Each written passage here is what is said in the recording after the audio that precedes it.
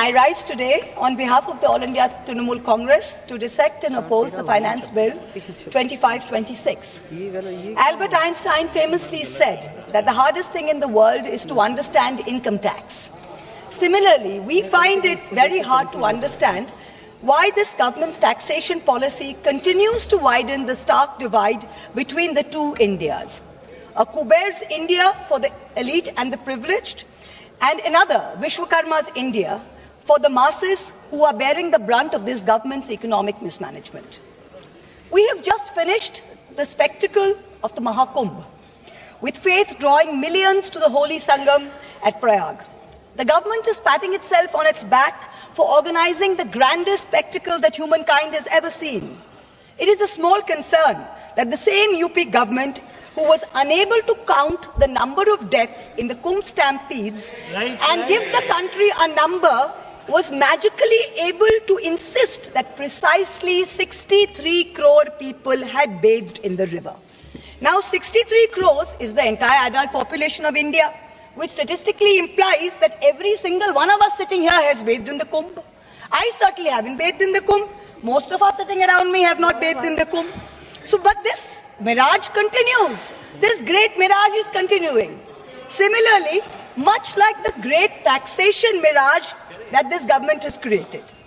In December 24, in response to a parliamentary question, the Finance Ministry provided certain crucial statistics on taxpayers in this country.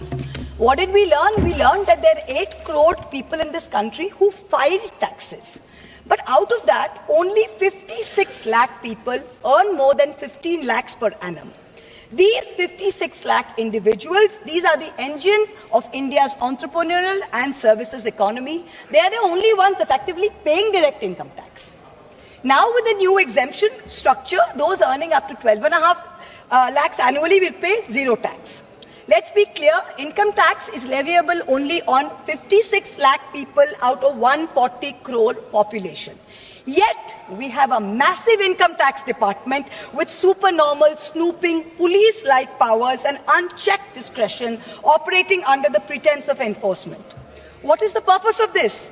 The 56 lakh people at least have a graded tax system, but for the rest of India, Vishwakarma's India, there is no relief. For the 139 crore people in Vishwakarma's India, GST is the great equalizer, but in the most regressive way possible. In financial year 23-24, the Government of India collected 20 lakh crores in GST, which comes to about 15,000 rupees per person. So a billionaire and a daily wage earner both pay GST on food, on transport and essential commodities. The government has done nothing to alleviate this burden. There is no discussion on reducing indirect taxes on essential commodities, no roadmap to ensure fairer wealth distribution. All social sector spending has actually seen contractions. Let me give you a few examples. The finance bill mentions an health and education cess of 4% on income tax. No problem. Everyone's happy to pay this if it goes in the right way. You're taking our money, fine. The Kothari Commission in 1966 had said that 6% of India's GDP must be spent on education. Successive national education policies, including NEP 2020, insisted 6% of GDP must be spent on education. What are we spending today? Around 4.5%. What is China spending? 6.2%. This government's own national health policy of 2017 said that public health must account for 2.5% of GDP. What is this government spending today in the last budget? 1.94%. We must be the only country with a declining spending in health.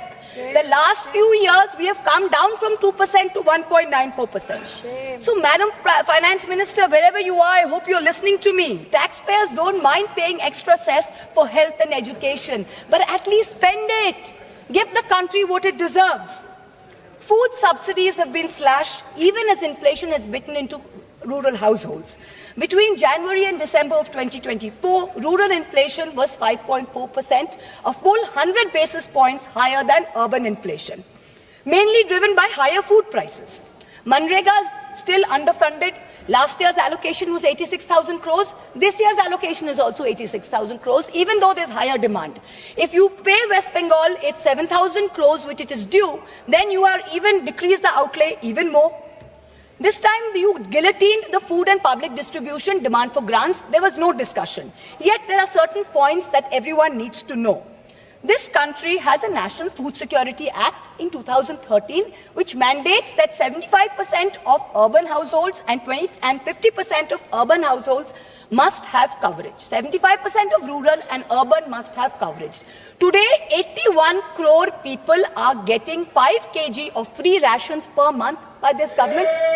This is dependent on the 2011 census. Now, the government on affidavit told the Supreme Court that we haven't had a census since 2011. We don't even know when the next census is going to be.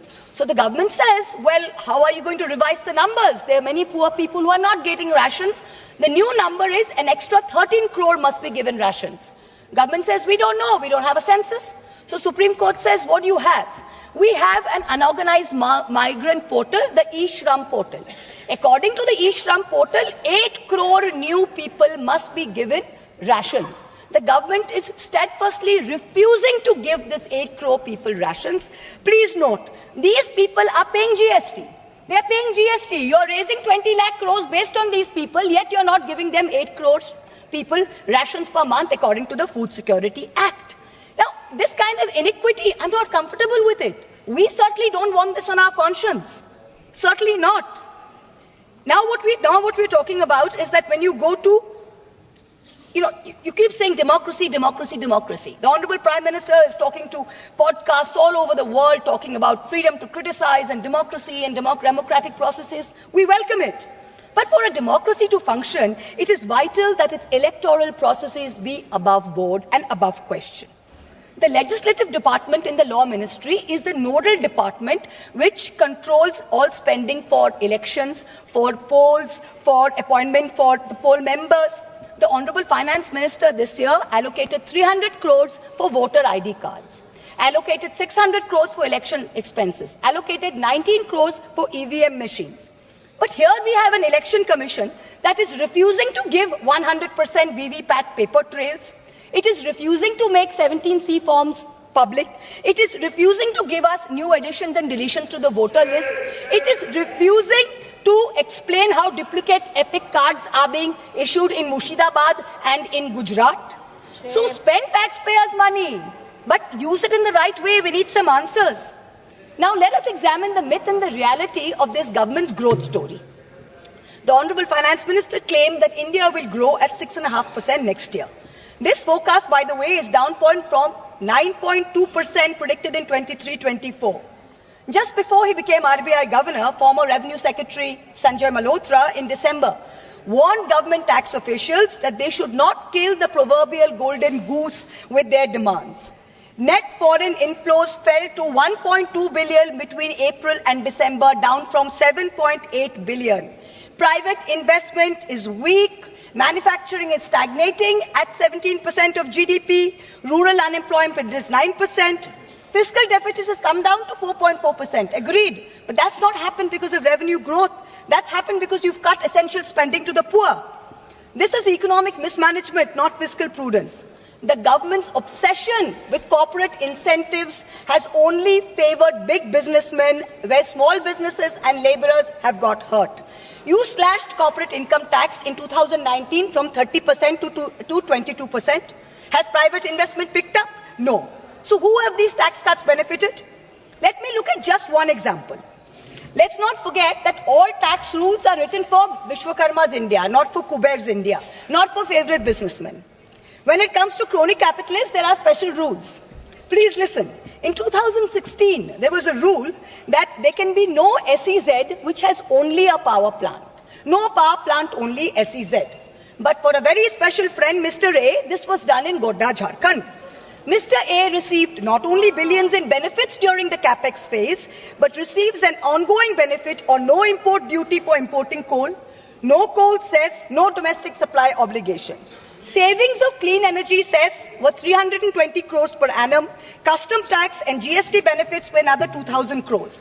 Now that things with Bangladesh have soured, the government has said you can sell power domestically. But have you recovered the back interest and the taxes which were meant for the SEZs? Plant was built by a Chinese contractor with Chinese equipment, customs duty free, GST free, tax free, not using Jharkhand coal, not giving Jharkhand power, not paying clean energy cess, and currently employing less than 1,000 people. For some people, rules, laws, acts mean nothing.